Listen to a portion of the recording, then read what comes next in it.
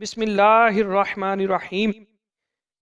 جب طالوت بنی اسرائیل کے بادشاہ بن گئے تو آپ نے بنی اسرائیل کو جہاد کے لیے تیار کیا، اور ایک کافر بادشاہ جس کا نام جالوت تھا اس سے جنگ کرنے کے لیے اپنی فوج کو لے کر میدان جنگ میں نکلے۔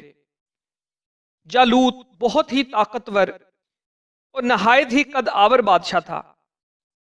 وہ اپنے سر پر لوہے کی جو ٹوپی پہنتا تھا اس کا وزن 300 رتل تھا۔ جب دونوں فوجیں میدان جنگ میں لڑائی کے لیے صف آرا ہوئیں تو حضرت طالوت نے اپنے لشکر میں یہ اعلان فرما دیا کہ جو شخص جالوت کو قتل کرے گا میں اپنی شہزادی کا نکاح اس سے کر دوں گا اور اپنی آدھی سلطنت بھی اس کو عطا کر دوں گا۔ یہ فرمان شاہی سن کر حضرت داؤد علیہ السلام آگے بڑھے جو ابھی بہت ہی کم سن تھے اور بیماری سے چہرہ زرد ہو رہا تھا، اور غربت و مفلسی کا یہ عالم تھا کہ بکریاں چرا کر اس کی اجرت سے گزر بسر کرتے تھے۔ روایت ہے کہ جب حضرت داؤد علیہ السلام گھر سے جہاد کے لیے روانہ ہوئے تو راستے میں ایک پتھر یہ بولا کہ حضرت داؤد مجھے اٹھا لیجئے کیونکہ میں حضرت موسیٰ علیہ السلام کا پتھر ہوں۔ پھر دوسرے پتھر نے آپ کو پکارا، اے حضرت داؤد مجھے اٹھا لیجئے کیونکہ میں حضرت ہارون علیہ السلام کا پتھر ہوں۔ پھر ایک ایسے پتھر نے پکارا کہ حضرت داؤد مجھے اٹھا لیجئے کیونکہ میں جالوت کا قاتل ہوں۔ آپ علیہ السلام نے ان تینوں پتھروں کو اٹھا کر اپنے جھولے میں رکھ لیا۔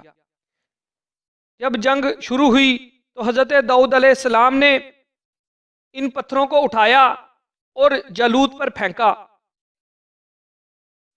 یہ تینوں پتھر جا کر جالوت کی ناک اور کھوپڑی پر لگے اور اس کے بھیجے کو پاش پاش کر کے سر کے پیچھے سے نکل کر 30 جالوتیوں کو لگے اور سب کے سب مقتول ہو گئے۔ پھر حضرت داؤد علیہ السلام نے جالوت کی لاش کو گھسیٹتے ہوئے لا کر اپنے بادشاہ حضرت طالوت کے قدموں میں ڈال دیا۔ اس پر حضرت طالوت اور بنی اسرائیل بے حد خوش ہوئے۔ جالوت کے قاتل ہو جانے سے اس کا لشکر بھاگ نکلا اور حضرت طالوت کو فتح مبین ہو گئی، اور اپنے اعلان کے مطابق حضرت طالوت نے حضرت داؤد علیہ السلام کے ساتھ اپنی لڑکی کا نکاح کر دیا اور اپنی آدھی سلطنت کا ان کو سلطان بنا دیا۔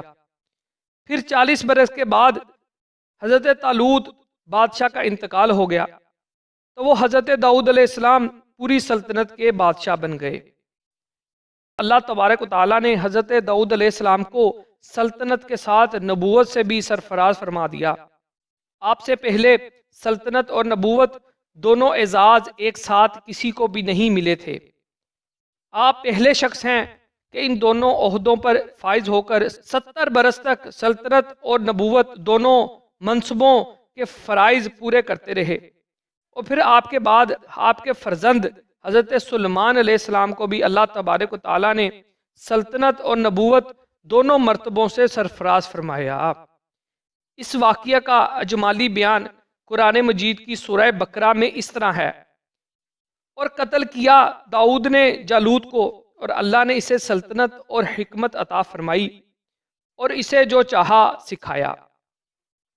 حضرت داؤد علیہ السلام نے باوجود یہ کہ ایک عظیم سلطنت کے بادشاہ تھے، مگر ساری عمر وہ اپنے ہاتھ کی دستکاری کی کمائی سے اپنی خورد و نوش کا سامان کرتے رہے۔ اللہ تبارک و تعالیٰ نے آپ کو یہ معجزہ عطا فرمایا تھا کہ آپ لوہے کو ہاتھ میں لیتے تو وہ موم کی طرح نرم ہو جایا کرتا تھا، اور آپ اسے زریں بنایا کرتے تھے اور ان کو فروخت کر کے اس رقم کو اپنا ذریعہ معاش بناتے تھے۔ اور اللہ تبارک و تعالیٰ نے آپ کو پرندوں کی بولی سکھا دی تھی۔ اللہ تبارک و تعالیٰ کی حضرت داؤد علیہ السلام پر ہزار رحمتیں ہوں، ان کے صدقے ہماری مغفرت ہو، آمین ثم آمین۔ اس ویڈیو کو ثواب کے لیے زیادہ سے زیادہ شیئر کریں۔ اللہ تعالیٰ آپ کو دونوں جہاں کی بھلائیاں نصیب فرمائے، آمین ثم آمین۔